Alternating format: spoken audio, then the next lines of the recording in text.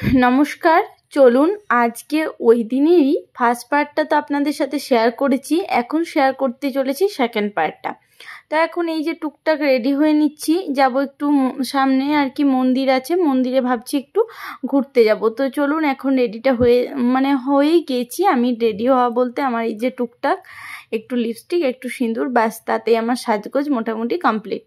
আর চুলটা আঁচড়ে নিয়েছি, আর শেষে একটু পারফিউম দিয়ে নিলাম, ব্যাস এতে আমার সাজগোজ টোটালি কমপ্লিট। তো চলুন এবার এখন বেরোনো যাক। আর আজকে কোথায় যাচ্ছি সেটাও অবশ্যই আপনাদের সাথে শেয়ার করব। তো আপনারা পুরো ব্লগটা কিন্তু স্কিপ না করে পুরোটাই দেখতে থাকবেন, আশা করছি আপনাদের ভালো লাগবে। আজকে ব্লগে রইল বিকাল থেকে একেবারে রাত্রি পর্যন্ত। তো এই যে এখন স্কুটিটা স্টার্ট করা হচ্ছে, আর তারপরে আমি আর কি এখন চেপেও গিয়েছি স্কুটিতে। তো চলুন এবার এখন বেরোনো যাক।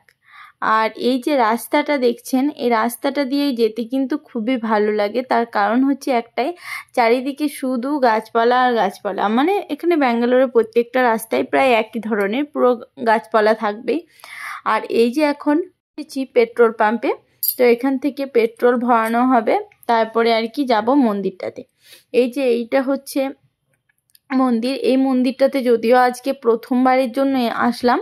মন্দিরটা খুবই সুন্দর, অনেক কয়টাই আর কি রুম রয়েছে মন্দিরটার মধ্যে। তো এই যে প্রথমে গিয়ে প্রণাম করে নিলাম। আর এখানকার ডেকোরেশনটা আমি আপনাদের সাথে একটু শেয়ার করি।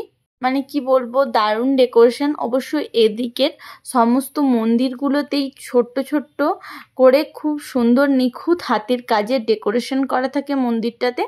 আর এখানে বিভিন্ন ধরনের আর কি সাই বাবার বিভিন্ন ধরনের ফটো রয়েছে, আর বিভিন্ন ধরনের কিছু কিছু সিন করা রয়েছে, যেগুলো আমি ফটো দেখে কিছুটা বুঝতে পারলাম। আর পাশে তো লেখা রয়েছে, তবে ভাষাটা যেহেতু এখানকার লোকাল ল্যাঙ্গুয়েজে লেখা রয়েছে, সেটা কিন্তু আমার বোধগম্য হয়নি।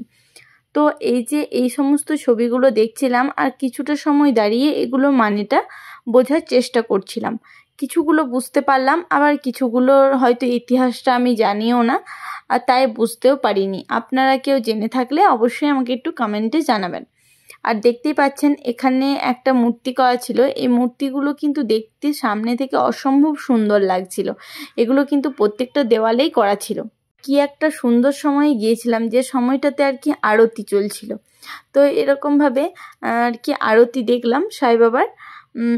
খুব সুন্দরভাবে আরতি করা হচ্ছিল। প্রথমে একজন মহিলা করলেন, তারপরে ওই যে পুরোহিত মশাই, আশা করছি এটাই পুরোহিত মশাই হবেন, তো উনি করছেন। দেখতেই পাচ্ছেন কি সুন্দর। তার উপরে আবার একটা ছাতাও করা আছে।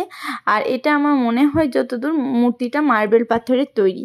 তো দেখতে অসম্ভব সুন্দর লাগছিল। আর মন্দিরের ডেকোরেশন থেকে শুরু করে মূর্তিগুলো খুব সুন্দর।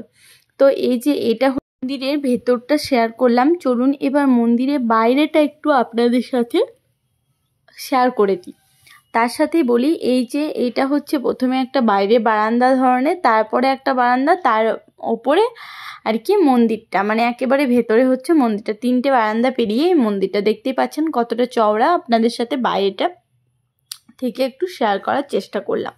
আর এই যে এটা হচ্ছে একেবারে বাইরে বারান্দার ডেকোরেশন। তো এখানে সুন্দর করে হনুমানজির মূর্তিটা সাজানো রয়েছে, দারুণ লাগছে।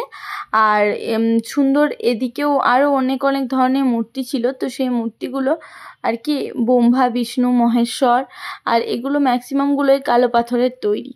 নাকি কালারটা কালো সেটা বুঝতে পারলাম না, তবে দেখতে কিন্তু বেশ সুন্দর লাগছিল। সমস্ত ঠাকুরদিকে নমস্কার করে প্রণাম করলাম। তারপরে আর কি এখানে দেখতে পাচ্ছেন এই মূর্তিটা আমার কাছে সব থেকে একটা কিউট মূর্তি লেগেছে, খুবই সুন্দর। এটা হয়তো আমি একদিন এর আগেও কোনো একটা জায়গাতে শেয়ার করেছি, খুব ভালো লেগেছে। আর এই যে সেই দিন আর কি পুজো হয়েছে, তো যার কারণে তখন সন্ধ্যার সময় সেহেতু আর কি ধূপ, দীপ এইগুলো সব আর কি জ্বালানো ছিল।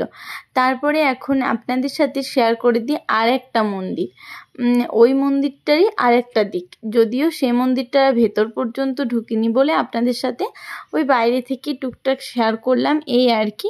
নইলে ভেতর থেকে ঢুকলে ওইটা ছিল কৃষ্ণ টেম্পল, তো ওইটাতেও আপনাদেরকে দেখানোর আছে, পরে কখনো একদিন দেখাবো। এই যে এখন আমি আর কি মন্দির থেকে বেরিয়েই পড়লাম।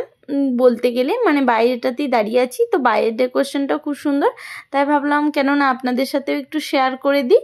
খুবই সুন্দর লাগছিল, নিজের চোখে দেখছিলাম তো, আর ভাবছিলাম আপনাদের সাথেও শেয়ার করে দিই। আশা করছি আপনাদেরও এই জিনিসগুলো দেখতে ভালোই লাগবে, কারণ কি এগুলো সত্যিই খুব সুন্দর দেখারই জিনিস। তারপরে এই যে এখন বেরিয়ে পড়লাম, দেখতেই পাচ্ছেন প্রায় সন্ধ্যা হব কিন্তু পুরোপুরি সন্ধ্যা হয়নি এখনো পর্যন্ত। তো এই যে এখন ফিরে চলে এলাম ঘুরে টুরে।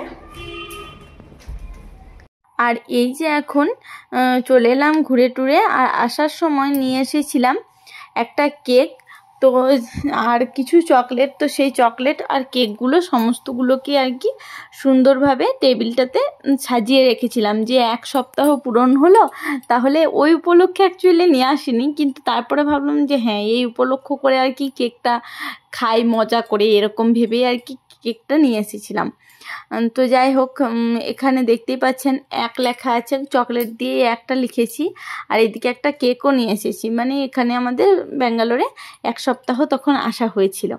তো যাই হোক, এটা আপনাদের কেমন লেগেছে অবশ্যই জানাবেন। এসব কিন্তু কোনো করার মানে ছিল না, আমি কেকটা খাবো করে এনেছিলাম, তারপরে মনে হলো তাই এসব করেছি আর কি, এগুলো কিছুই না। তো আপনাদের সাথে ভাবলাম যেটুকুই করেছি, যাই করেছি, তবু আপনাদের সাথে শেয়ার করে দিই। কেক খাওয়ার থেকে বেশি গালে মেখে আর কি আজকে ব্লগটা শেষ করলাম। সকলে ভালো থাকবেন, সুস্থ থাকবেন, সাবধানে থাকবেন। দেখা হচ্ছে খুব তাড়াতাড়ি একটা নেক্সট ভিডিওতে। কেমন লেগেছে ব্লগ জানাতে ভুলবেন না।